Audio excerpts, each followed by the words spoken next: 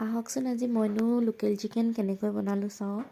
মই প্ৰথমতে চিকেনখিনি পিঁয়াজ, তাৰপিছত হালধি, নিমখ আৰু অলপমান জিৰা ধনিয়া পাউডাৰ আৰু নহৰু লগত মিঠাতেল দি পেলাই মই চিকেনখিনি মেৰিনেট কৰি পেলাই আধা ঘণ্টাৰ কাৰণে ৰাখি থ'লোঁ। তাৰপাছতে মই কেৰাহী এখনত চিকেন, আলু আৰু বিলাহী একেলগতে দি পেলাই বহাই দিলোঁ।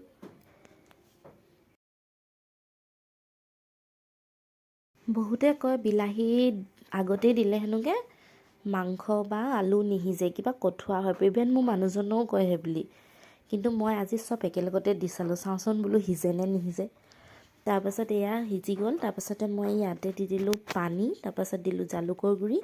হৈ গ'ল আমাৰ চিকেন ৰেডি। তাৰপাছত অলপমান ধনিয়া ছটিয়াই দিলোঁ ওপৰত। তাৰপাছত হৈ গ'ল আমাৰ লোকেল চিকেন ৰেডি।